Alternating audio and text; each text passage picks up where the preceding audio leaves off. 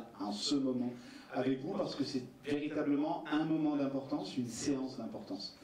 Ad Astra est établi depuis une dizaine d'années maintenant à Cannes, et notamment à la Bastide Rouge, vous savez, cette pépinière d'entreprise qui accueille toutes les startups de Cannes et qui est en train de se développer grâce notamment au travail qu'effectuent David et Sébastien, avec tout un écosystème qui se renforce. Et la pépite, c'est le terme qui vous désigne systématiquement. Aujourd'hui, on va au-delà de la notion de pépite, on va sur le principe d'une consécration.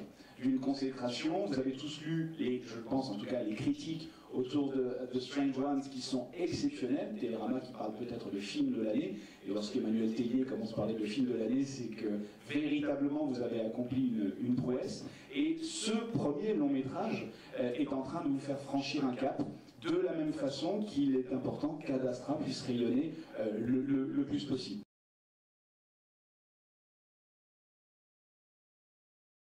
Donc, je suis Sébastien Aubert, je suis le gérant et fondateur d'Ad Astra Film. Et moi je suis David Guiraud, le directeur artistique et le cofondateur avec Sébastien de la société.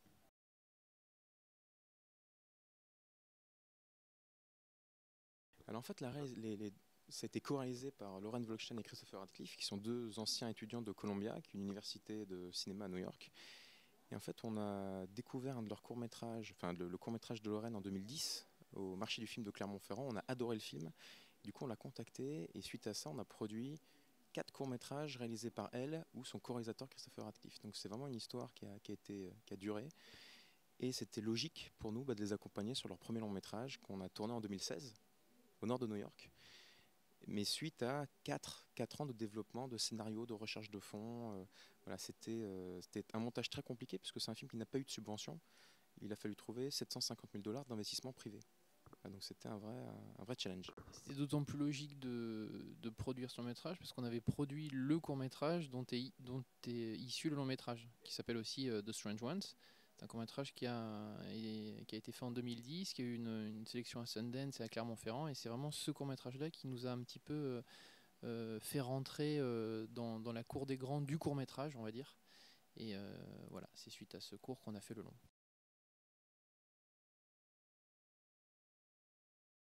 Alors le métier du producteur, c'est justement d'être partie prenante de tout ce qui est écriture. Donc on a évidemment beaucoup accompagné le scénario. C'est pendant le tournage qu'on a pris un peu plus de distance, parce que le tournage, vu qu'il était aux États-Unis, on a vraiment fait confiance à des producteurs américains pour gérer tout ça.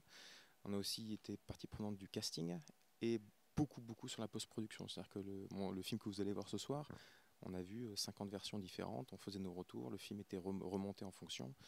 Donc voilà.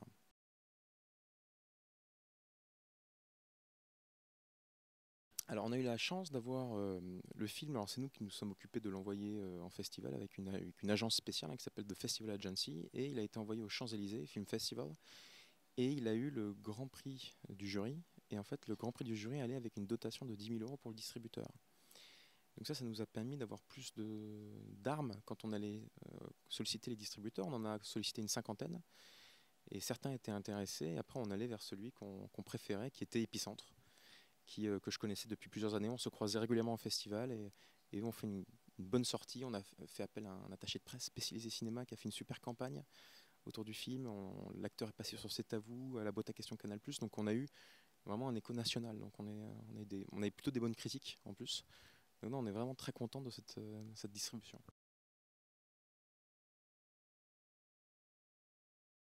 Je pense que c'est compliqué parce que c'est un film qui sort en plein milieu de l'été. Déjà c'est toujours très compliqué quand il y a une sortie pendant l'été. Il y a la Coupe du Monde, il y a Mission Impossible qui va sortir derrière, et puis ça reste un film assez de niche, hein. C'est un film indépendant américain, un peu exigeant. Il n'y a pas des grosses têtes d'affiche, même si Alex Pettyfer a eu son petit succès avec Magic Mike ou Numéro 4. Mais voilà, après on mise sur les bonnes critiques, sur un potentiel bouche à oreille, et puis on verra. Une fois que le film sort, on n'est plus maître de rien, donc on verra ce que ça donne.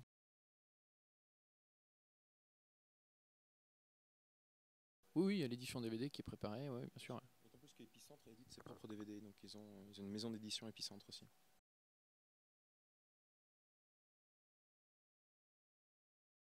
Oui, certainement, ça c'est sûr que dès qu'on fait des films un peu plus ambitieux, là déjà c'est vraiment notre premier long métrage qui sort en France dans les salles de cinéma. Donc c'est vraiment quelque chose de très positif, hein. On met un pied dans la porte un petit peu plus et on enclenche une suite logique avec des projets de plus en plus ambitieux et aussi avec des préparations aussi sur le scénario de plus en plus exigeantes, parce que c'est quand même ça qui reste la fondation d'un film. Donc bien sûr, ouais, c'est quelque chose de positif qui va nous donner la force de pouvoir faire d'autres films.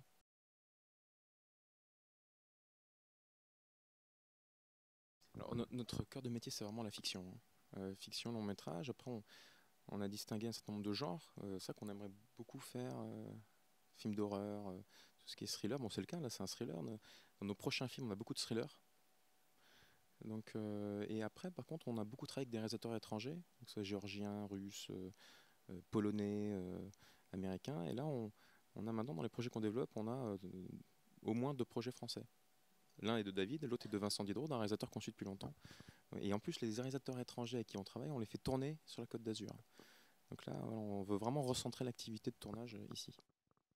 Et après, pour répondre à ta question, oui, nous, on a vraiment envie d'avoir des propositions de cinéma originales, exigeantes.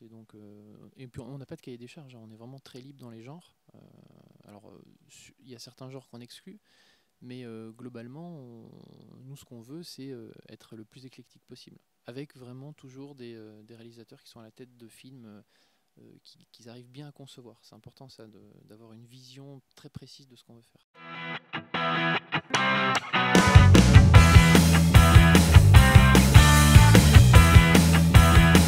Écoute, je suis ravi que tu sois venu filmer et nous donner une petite interview, d'autant plus que moi j'ai fait toute ma scolarité à Bristol et je suis assez fier de pouvoir présenter là aux arcades notre nouvelle production.